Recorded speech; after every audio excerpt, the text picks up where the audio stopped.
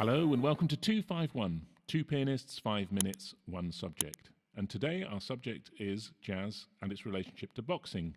My name's Simon Whiteside. And my name's Nick Tomlin, and this is 251.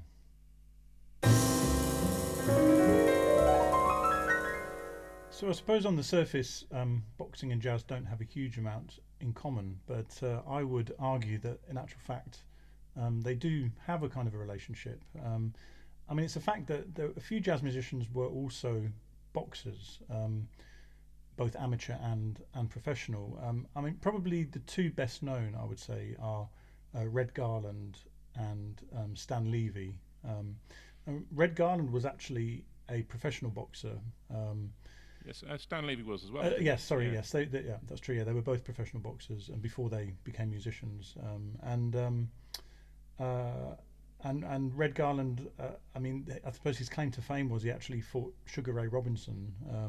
He actually went 8 rounds with Sugar Ray Robinson in 1942, but lost quite badly, I think. And I think that was probably one of the motivations for him to become a musician rather than a boxer. But he was a serious boxer, Red Garland, for sure.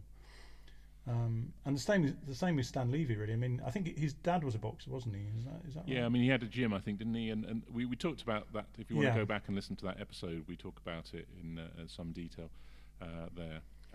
I mean, didn't both of them, or was it Red Garland who boxed in the army? That's where it sort of started. Yeah, I'm not sure. I'm not sure when he started or where he started. I think he did. And Miles Davis always trained as a boxer. Yeah, I mean, I think Miles Davis and Stan Levy kind of roomed together for a couple of years, and I think Stan was probably the person who introduced Miles to boxing training. And I always think I don't think Miles ever fought competitively. I think he may have sparred, but he did the training. But I think he probably liked the idea of him being a boxer. And there's loads of photos of him with in the boxing gear, and obviously he called his album Jack Johnson, one of his later albums. So I think he liked the whole slightly macho kind of image of the boxer.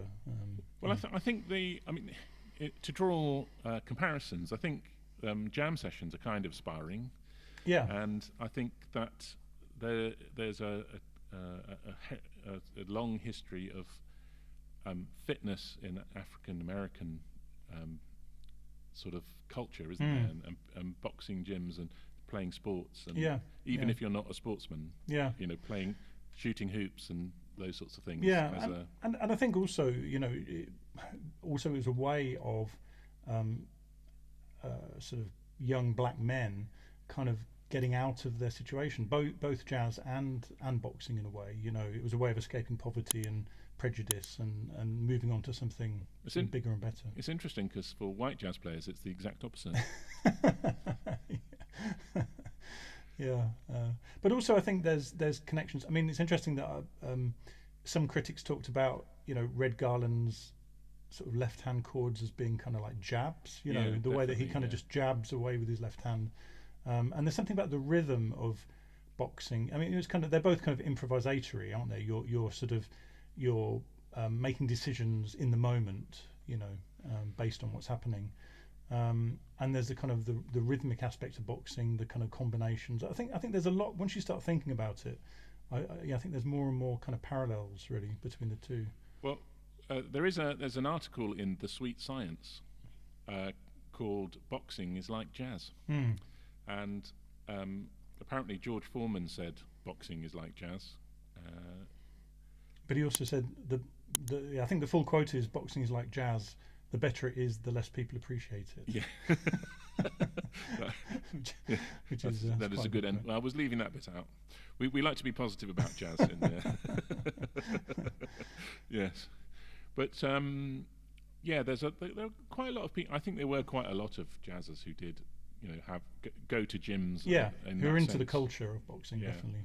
But and there's the whole sort of American subculture of the boxing film, isn't there? Anyway, we're unfortunately running out of time. My name's Simon Whiteside. Goodbye. And my name's Nick Tomlin. Goodbye.